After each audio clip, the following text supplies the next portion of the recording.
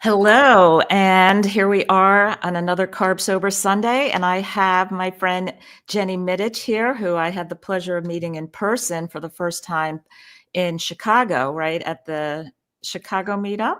Yeah. Yeah, it Healing was the Humanity meetup. Healing Yeah. Humanity fundraiser, and yeah, we connected, and I just feel like we have a lot of knowledge between the two of us to kind of help out with this topic of trying to break weight loss stalls, plateaus, or needing a reset. And I first want to say, though, before we get into our kind of crazy little antics that some people will label, which I like to try to dispel that as we go along for the various reasons behind doing some of these things. But the first thing I really want to bring up is the fact that these things are really not for somebody really new to this, kind of just coming into this animal-based keto carnivore world. I don't know, Jenny, like, don't you feel like before you do anything crazy, you should kind of get at least 6 months under your belt? Yeah. Yeah. I mean, minimum 90 days.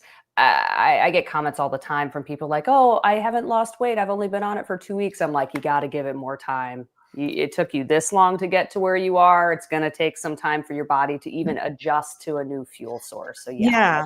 And 90 days to 6 months is good. yeah. So I'll first put up this graphic here in regards to that. The top one, abstinence, you really have to understand and grasp the concept of the food items, the standard, what I call the standard atrocious diet instead of the standard American diet, because it could be A for atrocious really seems to sum it up for worldwide.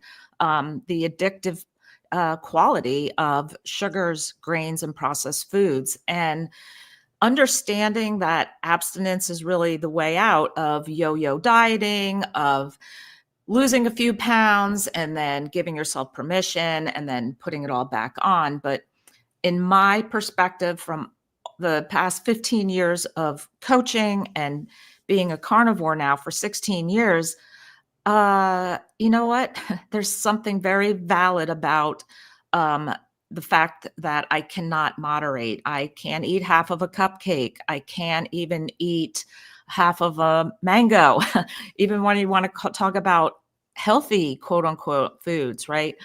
So that was a very important first step as far as trying to get on the road to dropping excess pounds is you can't keep going in and out of this. You have to make the decision of what foods are going to lead to health or harm. It's one or the other.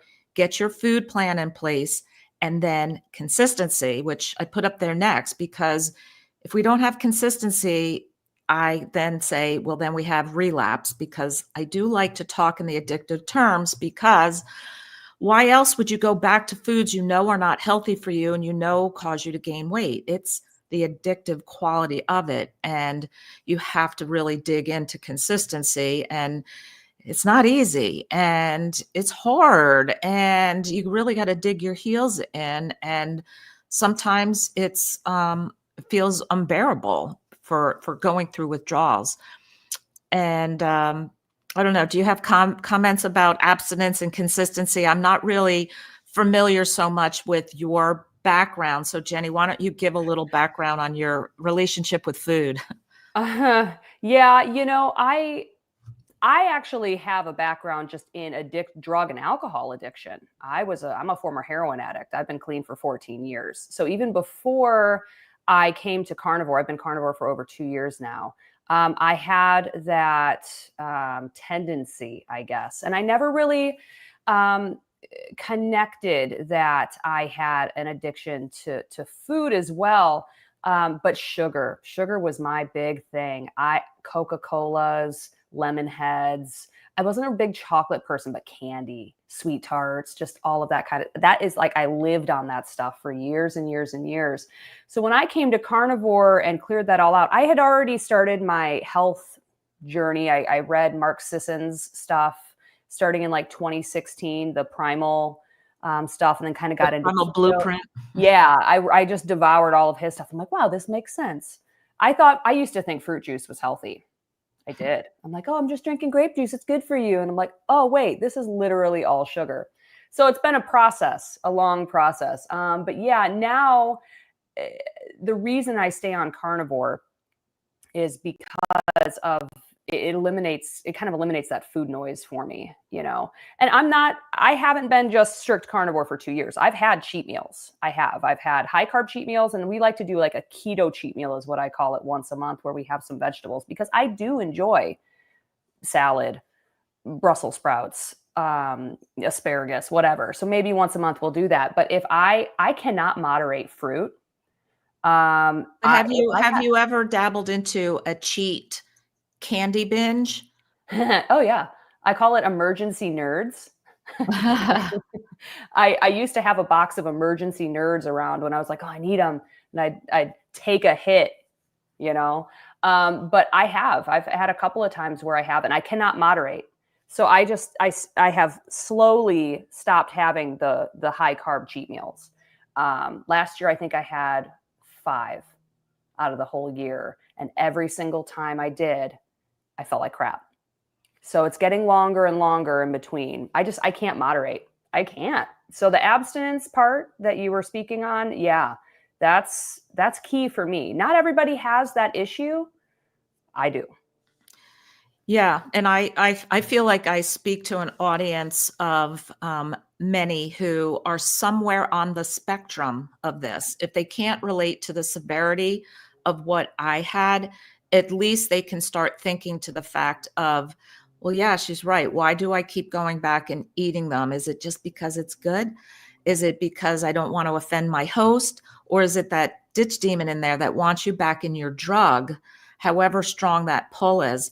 And, you know, it's interesting that I say for some of us, the severity of the, the severity of the addiction was such that I needed to, in my mind, relate it to as if, since I'd never been there, as if I were a heroin addict and the sugar in that bowl or plate was a plate of syringes that I needed to absolutely abstain from in as serious a way, because with food, it's a slow suicide. With heroin, there's a potential of dying with an overdose and an immediate death penalty. With food, sugar, carbs, grains, processed foods, we're going to lump them all together because as you chew it, it all ends up turning into sugar. But with that, everybody around us is laughing and having it and offering it and pushing it on you and enjoying it. Where are we going? What are we having? What are we eating? And holidays and bake sales. And it's so normalized. But for some of us, it is such a severe consequence if we allow ourselves back into our DOC, our drug of choice, that, I mean, I want to live a beautiful quality of life. I want to live a long life. I want to live a life where I can do things that I enjoy and not be debilitated by cancer, stroke, diabetes, arthritis, you name it, gut issues, which is what we all are eventually leaded to if we continue that toxic substance that we call food. And, you know, in my mind now, I don't even look at nerds as food. I look at it as an addictive drug that it's like popping a pill. I mean, right? Yeah, totally. Oh, nerds have never been food. It's literally just like pure sugar. Yeah, I totally feel you on that. Sugar, the thing about sugar that is so insidious is it's everywhere. It's 100% accepted by most people. They almost get offended if you don't want to eat it. Even more so than like alcohol. Heroin is, you know, an illicit drug. You have to go and search for that, and that's harder to find. Alcohol is sold at every gas station, every store, you know, everywhere. But sugar is even worse. Sugar's literally everywhere. So it's really, I think we need to, if any audience member out there has not shifted their focus to thinking of sugar as a drug, they really need to. It affects your brain the same way. And it makes it's so much harder to quit sugar than it is to quit even the other illicit substances, I think. Absolutely. Well, so case in point, you have not fully quit your sugar, but Mhm. it's acceptable to dabble into it a few times a year so far, right? Because Yeah. of the that aspect of it. But, looking at the studies showing sugar is more addictive than heroin and cocaine, Yeah. right? And I've had, I'll now add you to the list of friends. I've had others who were drug addicts, alcoholics. Um, they also were a prior smoker and a bulimic, and gave up all the others. And the bulimia and the food addiction was by far, in her opinion, multitudes harder. Yeah. And I believe it's because you can't walk into Home Depot to buy a hammer without being bombarded with Reese's peanut butter cups in front of you at the Yeah. checkout, right? Everywhere. And, even when you go to a pharmacy like Walgreens, CVS, Rite Aid, whatever we're going to name, whatever there is. But do you know the corral, the part where you're kind of going into the cash register? It's like Sour Patch Kids and, you name it. It's everywhere. And then they also, of course, get the chip people, the Doritos and the extra dark kettle Yeah. chips and Or the whatever the pretzels. latest. Yes. Yeah. Peanut butter filled pretzels. And Yeah. it's all, and, people could listen to me say this and go, she's really kind of off the rocker, but it's all drug.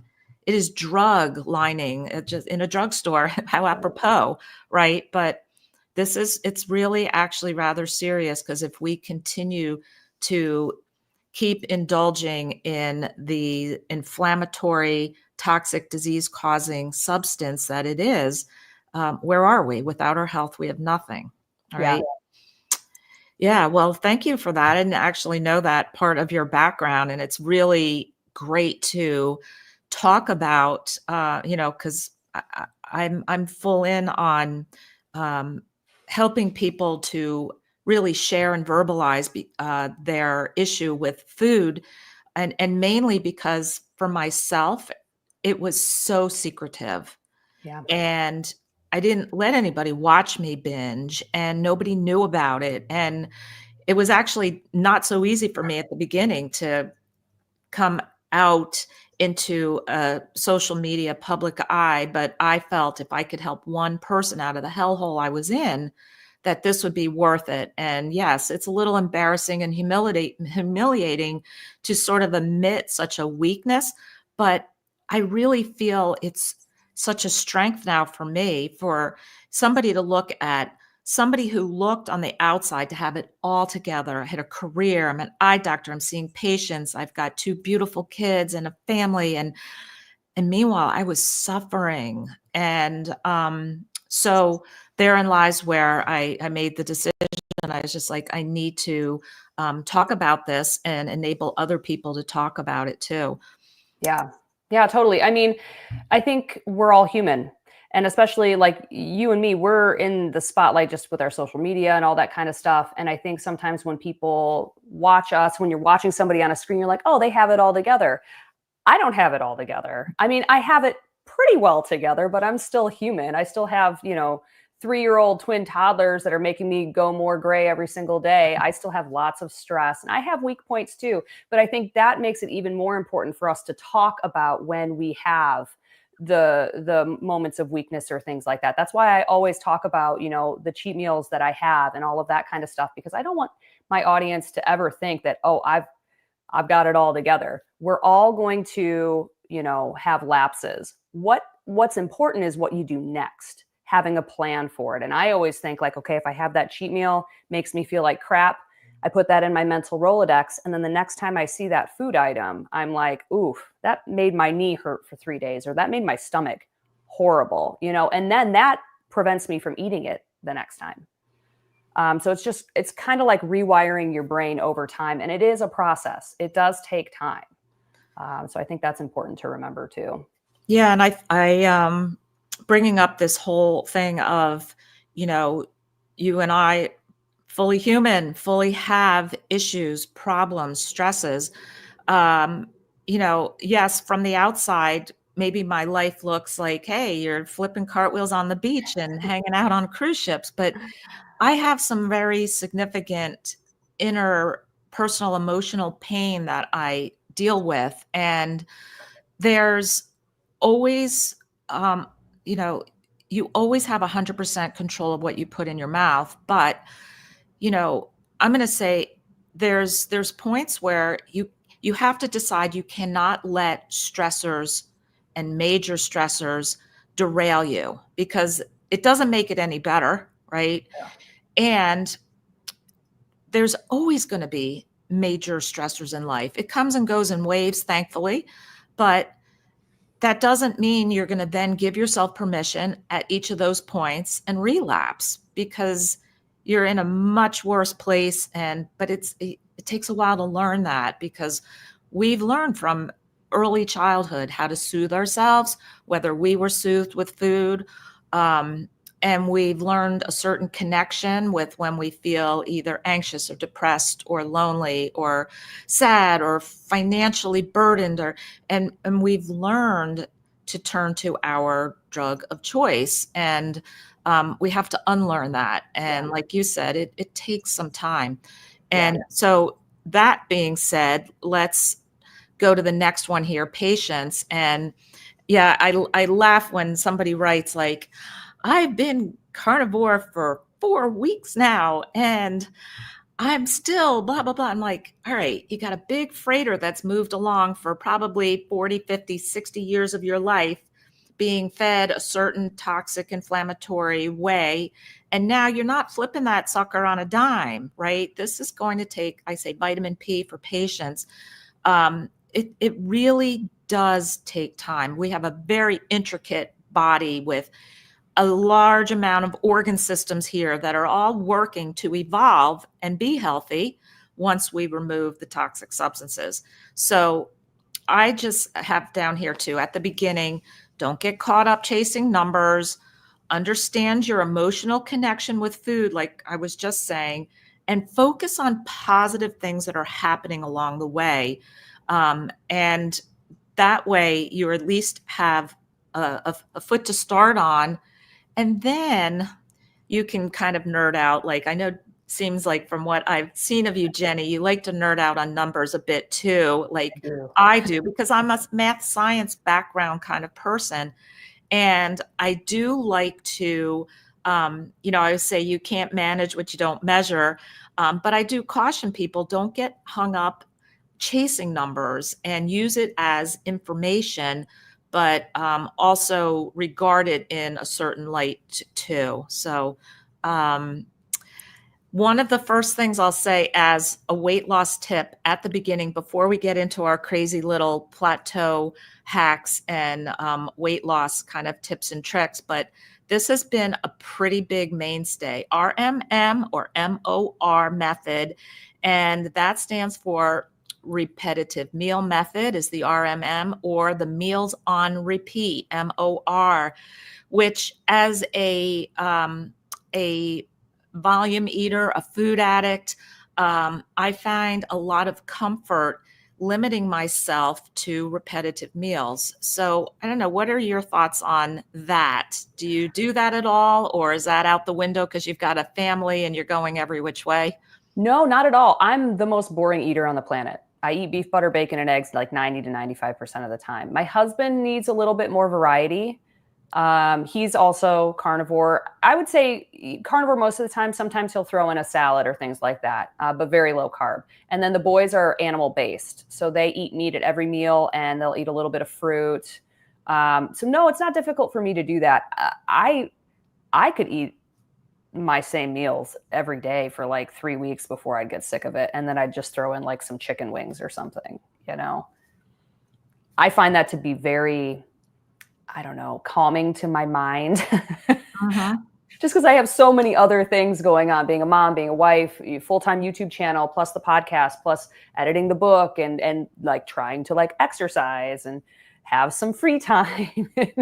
Yeah, not having to think so much about my food. I'm just like, okay, I'll have a steak for dinner. I'm having eggs and bacon for breakfast. Boom, done.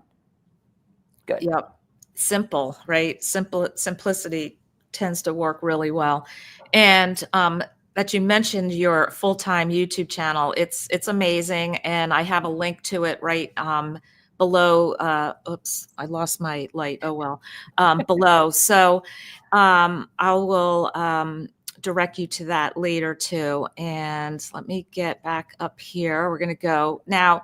I'm going to see what your experience is on some of these that I'm going to bring up here for a reset or to break a plateau, or when you just kind of get frustrated that you're, at a set point, sometimes we call it. And here we go. Where are you at with the egg fast, So I Jenny? haven't tried one yet. I've wanted to, and then I, egg I prices haven't went either. So up. let's throw this up here though, because So I have some thoughts on the egg fast though. So for me personally, when I was researching it, it's like, okay, you have a tablespoon of fat with each egg, but the fat could also be dairy. I can't do dairy because of my Hashimoto's hypothyroid.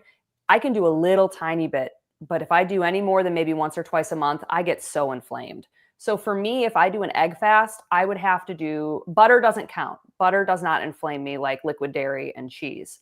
I could do, that kind of fat, but I don't know. Then egg prices went up. So yeah, my there's eggs have that. always been expensive though. Like my pastured organic eggs have always been like $8 or $9 a dozen. So those are still the same price. So for me, it's not really impacted, but then I'm like, I don't know. I want to try it. It is on my list, but I have not yet.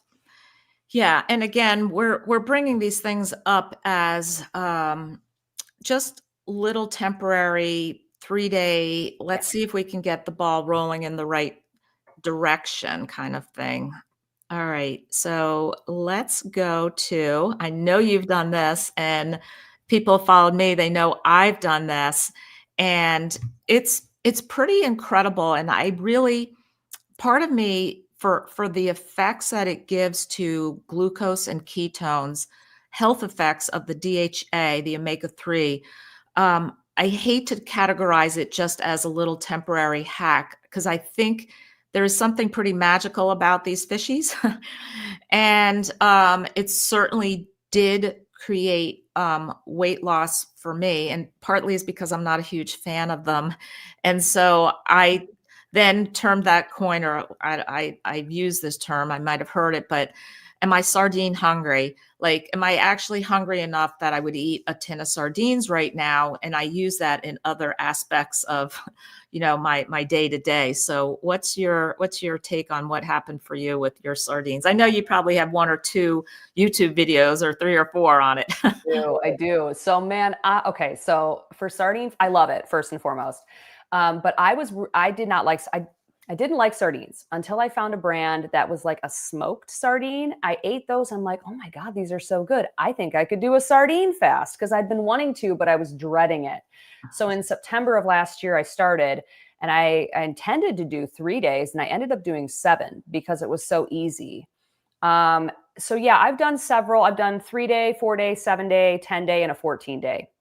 Wow. And I always, I have lots of videos on it on my channel, like explaining how to do it, but also just like the blood work effects and DEXA scans. The best results I had with that, I think, was my 10-day sardine fast. I lost, I think, 9 pounds, 6.5 of which were fat. So that was a pretty big deal. The ketones were popping during a sardine fast. I think I was anywhere between 1.5 and I think I got up to 7 millimoles per liter. I felt so good. I think that was the main thing I really like about sardine fast. Yeah, you're losing some weight, but just when you're running off ketones, for me at least, man, my brain works so well. I had so much energy. I felt really good, like really positive mentally. That's a big thing for me, is the mental health aspect of it. But yeah, I think the key is finding sardines that you can stand. If you can't stand the taste of sardines, you're not going to be able to do it. And then just trying maybe like a 3-day at first. I think The cool thing about sardine fast is they mimic the effects of a water fast. So if you are really intimidated by water fasting, like just not eating anything, a really great intro to fasting could be a sardine fast. It's like a protein sparing modified fast. So you're saving your muscles, you're getting some calories, some food, and you're burning your own fat. So yeah, I think it's definitely worth experimenting with. I'm actually going to be doing a sardine fast starting tomorrow for 3 days, and then it's my birthday, so we're going to go get steak, and then I'm going to do another one, I think, for like 5. But I like to do one like once a month. Yeah, so we could even call that not really a hack, or, I actually feel there's something extremely beneficial health-wise Yeah. on the sardines, because I think they are very much so a nutrient-dense, Yeah. food, and, yeah, I sometimes think about, and what do you think about this too, but doing a sardine and egg fast, like the combination of that, because there's a really, and you could even segue it, and tag team onto a PSMF, because if you do like egg white, like 6 egg whites, a can of sardines, whip that up and fry it, it's really, really pretty darn good. So, for people who tolerate eggs, obviously, but there's all sorts of variations. You could call that a sardine adjacent challenge, but, Yeah. yeah, it's, I think, really, a very worthwhile one to do. So we'll go on to, have you done a fat fast? I have not done a specific fat fast. No, I have eaten really, really high fat, high calorie to illustrate how that lowers your LDL cholesterol. But I haven't done just a straight fat fast. I want to, I just haven't yet. And I Yeah. don't know why. Interesting, right? Yeah. Oh, and what I was gonna say, one more thing about backing up to the sardine that you had brought up, that just came to me, through Dr. Boz, who'd done a lot of the sardine, challenge fasting kind of thing for her, uh, patients. It was that if you are insulin resistant, those people had a better effect on a sardine challenge than a water fast. So their Oh, glucose and their ketones were actually markedly, a significant amount better than if when they were water fasting. I found that really fascinating. I So wonder if that's because get consuming some food would be less stressful to your body, and perhaps when you're insulin resistant, you don't your metabolic health needs to improve to a certain degree to be able to handle the sustained water fast. That could be. Um, yeah, that's interesting. yeah, I thought that was really, a fascinating kind of thing. And we'll go on to the dry or water fasting. Have you, done much of either? I've done water fasts, but the longest I've done is like 37 hours. I've been watching you do the dry ones. I'm very fascinated by it. I was just interviewing Dr. Ovadia, and we were talking about the benefits of dry fasting outside of the interview, just when we were chatting. He was talking about dry fasting and how much that can lower inflammation and how it works better than water fasting to a degree. But you're the expert on dry fasting. How long have you been doing it now? Well, I just started dabbling into it, after coming across some information about it last year, and I thought, "All right, well, let me give this thing a try," because I never like to, um, speak on something that I haven't had personal experience with. And so, yeah, I did a 48 hour, and I was like, wow. Because me in the past, I had very much disliked water fasting. It put such a, for whatever reason, an uncomfortable feeling, I think physically and mentally for me, that I couldn't really last that long. And I just kept pushing it like, no, I'm not going to do that. And I don't know what the hell I was thinking about. Okay, well, why don't we just jumped in this dry thing? Because the first thought and the first thing that everybody says, I couldn't do that. I would be dying for water. I'd be so parched. And the most bizarre thing, and the reason why I've become a little bit outspoken about it, is that it is actually, in my opinion, personal experience, and in many that I've now read about, much easier than water fasting and much more beneficial.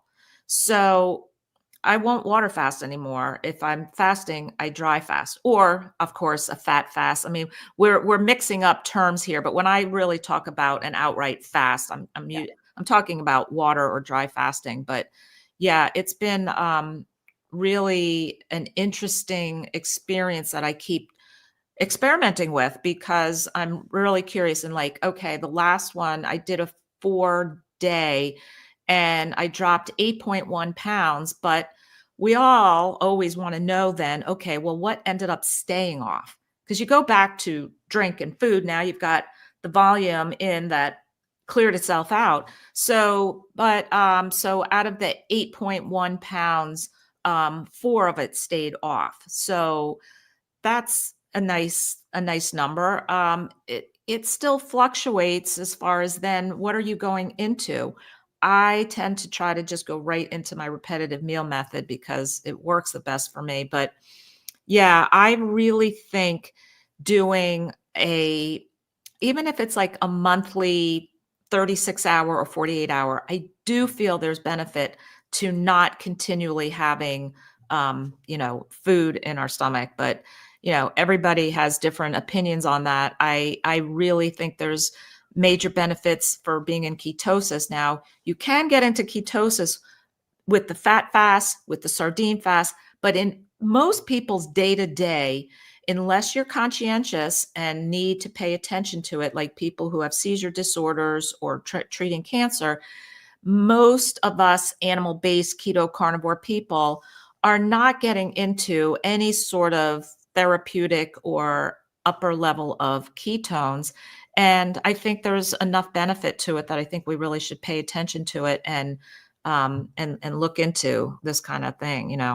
Yeah, for sure. I mean, I think that's important to note. Like long-term carnivores, your body gets used to and very efficient at using ketones for fuel. So yeah, when I'm not sardine fasting or water fasting or something like that, my normal ketones are anywhere between zero point 0.3 and I don't know, zero point 0.6. I don't test my ketones often, only when I'm doing an experiment. But when I am doing some sort of fasting, yeah, they bump up pretty quickly. Yeah, that's really interesting.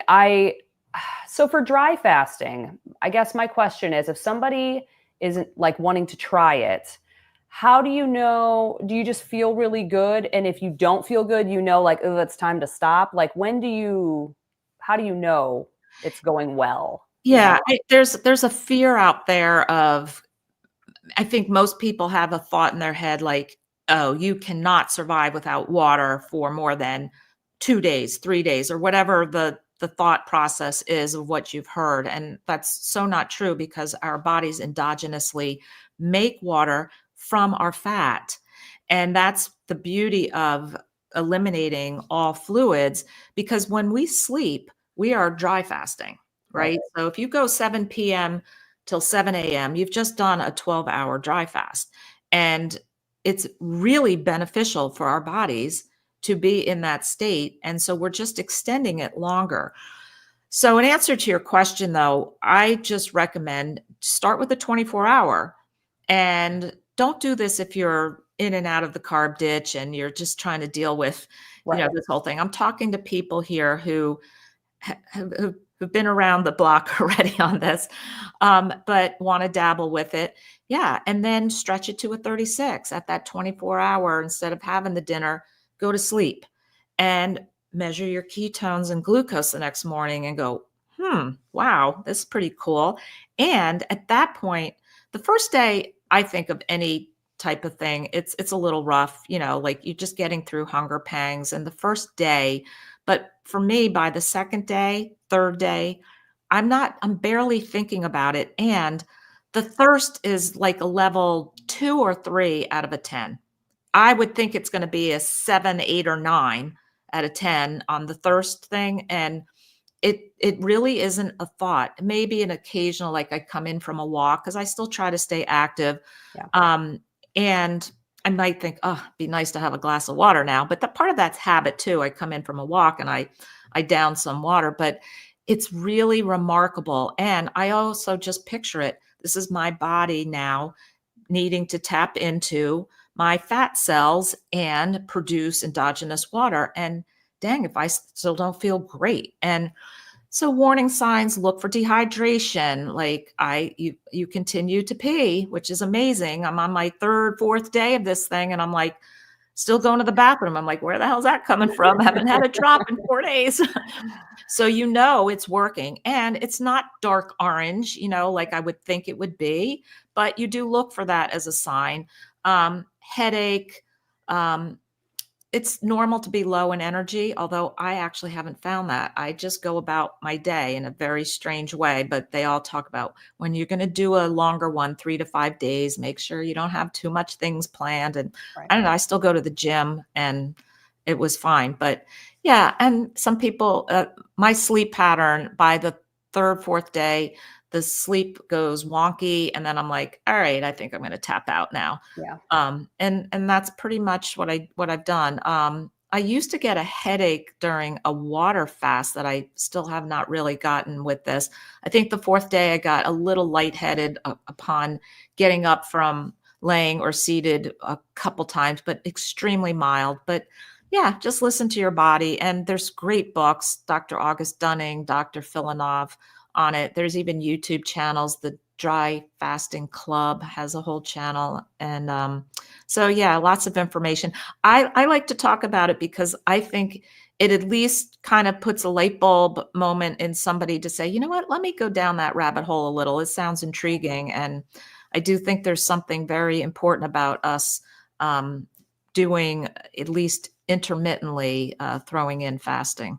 Yeah, I agree. I think you need to give your body a break. If we're like looking at our hunter-gatherer ancestors way back in the day, they did not drink water all day long. They did not eat food every single day.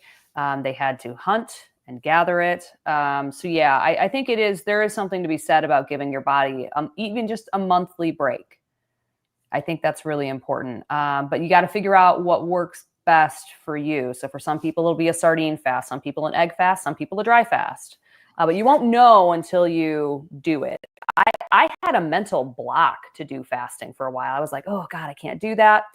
And I'd gotten to like 18 or 20 hours. And I was like, you know what? I'm going to go 24. And then I went 24. I think a lot of it's also mental. So you got to kind of switch those thoughts around too and realize you can do it. You can do it. But also pay attention to those signs. Like if you're feeling crappy, it's time to stop, reset, and then try again later. Yeah, and I'll throw in there that you brought up. It's a lot of a mind game because survival instinct, our animal instinct is hunger. I gotta eat.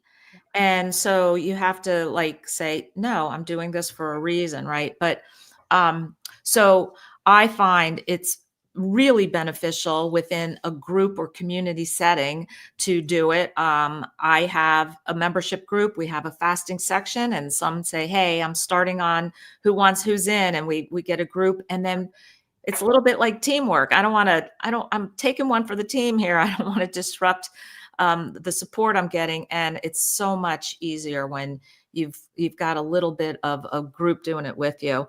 Yeah. I have some comments over in the chat, which are interesting here too.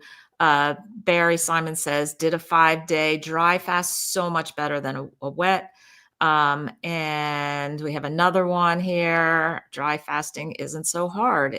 And again, I'm giving you my true take on this. I really dreaded water fasting, and I would always put it off.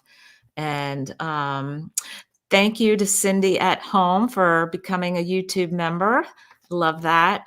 It's all about community and support. And I'm so really happy that so many of you join in on these Sunday mornings. And Jenny, we're going to go on to the next one here. You ready? Let's do it. Have you been a PSMFer at all? Very little, very little. Like I said, I just really started dabbling with the sardine fasting in September. So this is all stuff that I'd like to try. Well, I will say though, my last sardine fast, I got a ton of questions on videos like, can I do tuna? Can I do shrimp? Whatever. So I did throw in some other fish during that one.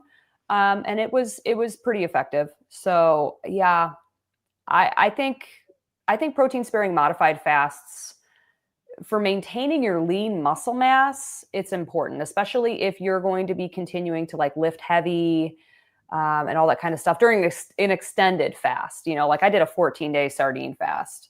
I was able to maintain a lot of lean muscle mass during that. So, but if you're just doing like the 3-day, I think, I don't know. I need to do more fasting, I think. Yeah, and well, and then it's so interesting, we're throwing that term fast out Yeah. loosely, and obviously I feel we've, discussed it in a way where we know what we're talking about here. And I could say what would be wrong with saying, you know what, I'm going to do PSMF 2 days a week, Yeah.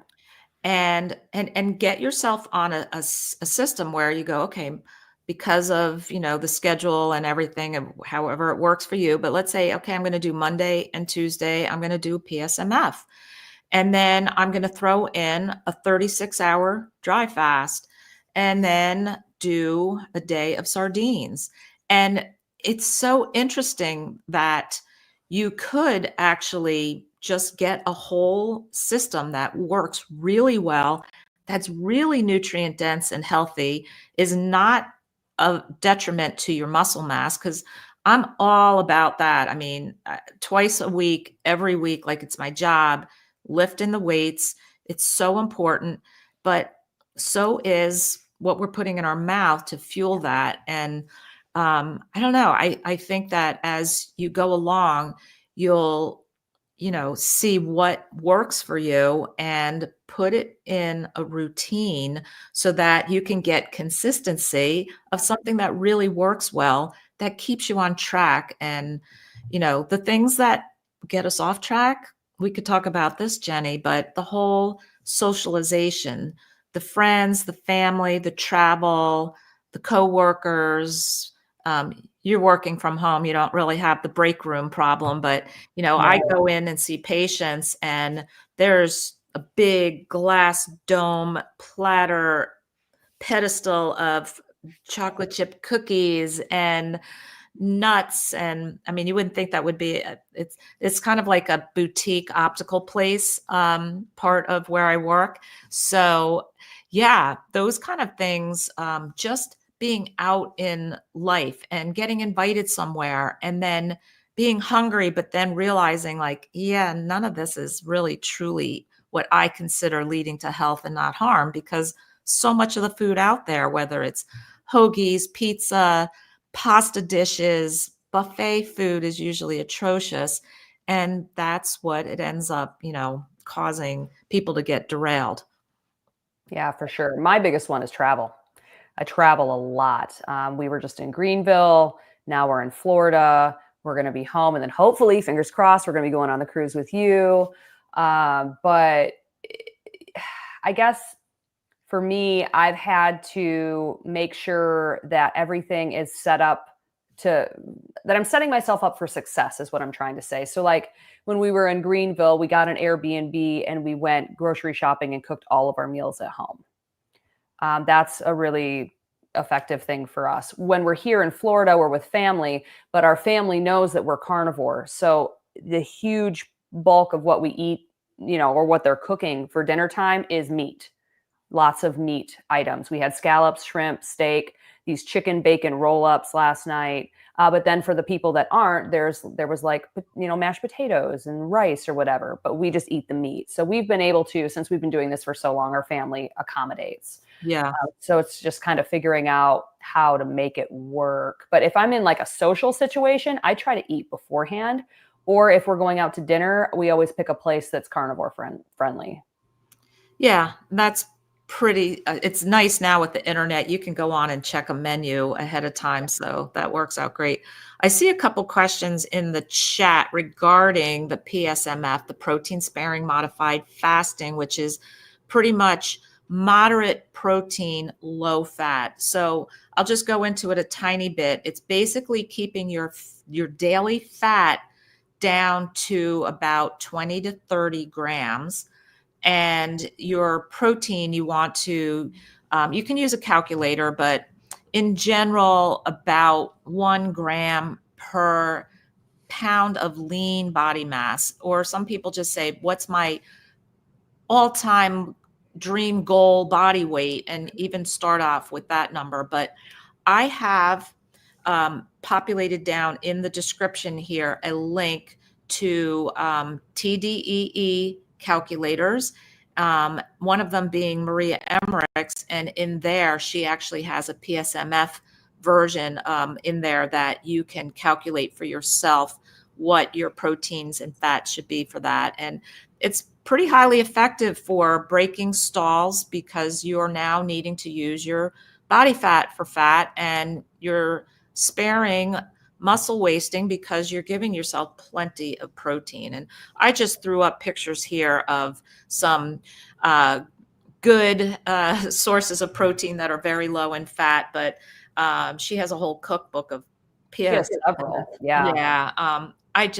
I'm too simple. I can't be bothered to to make anything too too much, because I just love the simplicity and time saving of just grilling something, roasting something, crock potting, or flash frying or air frying something. It's just so easy that I kind of get a little bit a little bit lazy, I'll say. So, but whatever, we're allowed. Thank you to Ms. Tammy, to you for membership. I appreciate the support. I'm going to go on to Jenny. This is all you, because I have not done this one. Are you ready? Now, let me just put this out there. Jenny does not know any of these graphics that I've made for this. None. She's just tossed in. I said, come on, hanging out, just coming on live with me. But here you go. You got to tell me what this experience was like. That was a good one. So I just wanted to see if I could do it. So it was interesting. I did a 14-day carnivore bar fast, per se. So it was, I guess that would have kind of been a high fat, like a fat fast in general. Well, yeah. And you know what? The carnivore bar, I believe, if I remember correctly, when I put it into, I use my Net Diary as a macro tracker. I think it comes out 80-20. So it comes out a really nice ratio of just a really pretty good ideal ratio in general. So so I did this in December. I ordered, I paid for all the bars myself. I didn't get them for free from Carnivore Bar or anything like that. I was curious to see if I could do it. There was another creator, I believe, Life Like Jake. Yes. Who had done it for 6 days. So I was like, you know what? I'm going to try to do it for 2 weeks. I can't do, so I'd love to have done stuff for a month, but just with my schedule and travel and stuff, 2 week is about as long as I can do. So I did it. It was really fun. My ketones were amazing. I ordered the carnivore bars on Black Friday to save the most money. And then they had gotten a ton of orders. So it kind of took a minute to get the shipments. So there was a few days where I only ate like 2 bars, sometimes just because I wasn't hungry, but sometimes it was because I was rationing them. And I did have a low blood sugar episode on day 11. But I had started working out again on days 9 and 10, like heavy strength training, and I hadn't eaten enough, I don't think. But in general, it was a good experience. Wasn't super hard to do. DEXA scan wise, I actually didn't lose. I mean, I lost like 8 pounds, but it wasn't.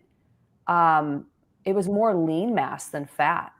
It was a really interesting result. I don't think I was getting enough protein. Now, when you're looking at a lean mass, though, measurement on a DEXA, it's not just muscle. It's blood, the volume of your stomach, like what you've eaten, your organs, your nerves, and all that kind of stuff. So it could also be a bit of dehydration. Who really knows? But yeah, it was interesting. Very interesting. I personally would not recommend anybody do a carnivore bar fast just because it's so damn expensive. They're meant as single meal replacement bars. I just wanted to see if I could do it. And I did it, and it was great.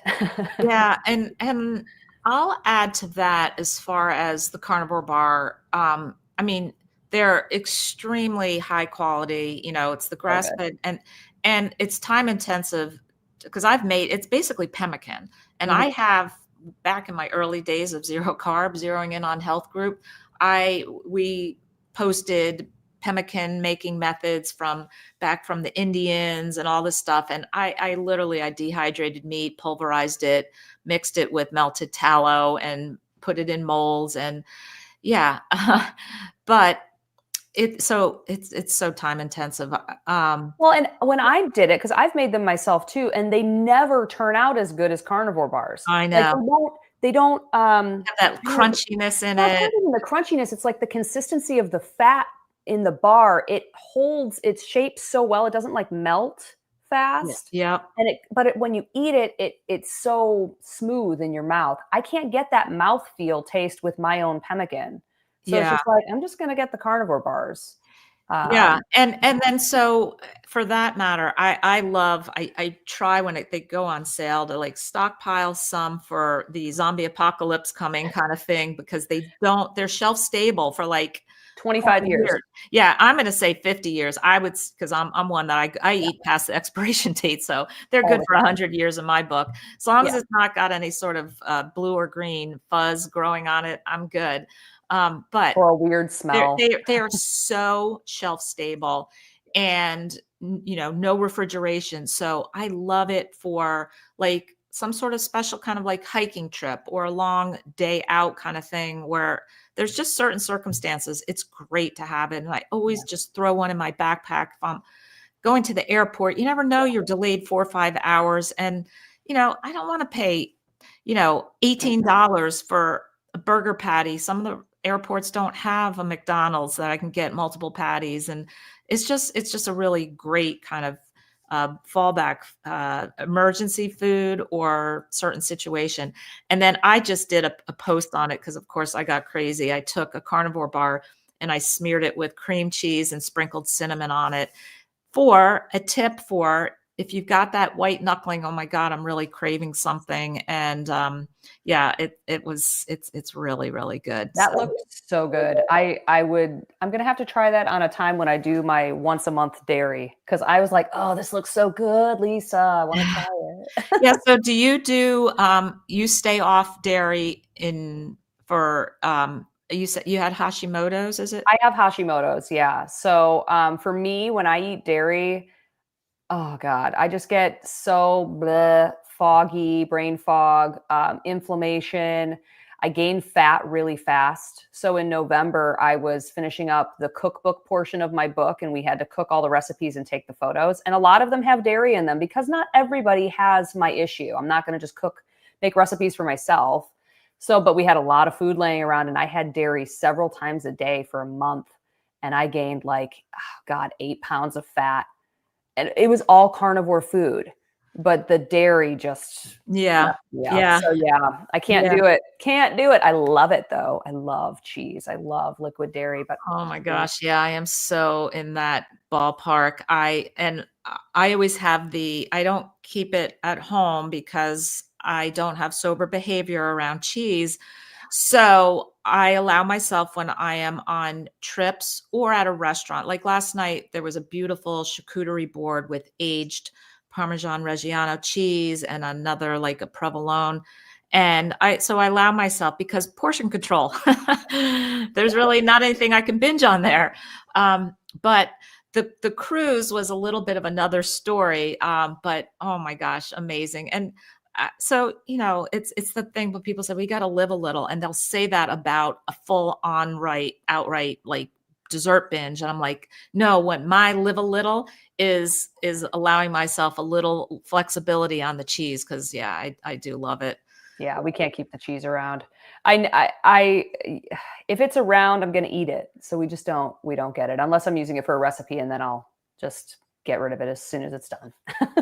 Yeah, yeah, I could see definitely weight going on when yeah, I've been in the past I've demoed quite a few different recipes that involve cheese, and I know for me at the beginning though of carnivore, I don't really feel I would have been able to kind of transfer into um that way of life without cheese. Yeah. Because I couldn't imagine, like, eliminating that whole food group too, so there's definitely a place for it, and, yeah, I Yeah, since we're talking about weight loss stalls and things like that, yeah, if you come on to carnivore using dairy, but then a few months in, you're not losing weight, it's time to cut the liquid dairy and the cheese because that yeah, can be a really common reason why you're not losing weight. But butter, I always include butter because that's just fat, and yep, all of the sugars have been removed from it in processing. So yeah, that can be a quick fix, and that yeah. was effective for me. I always lost more weight when I was not including dairy.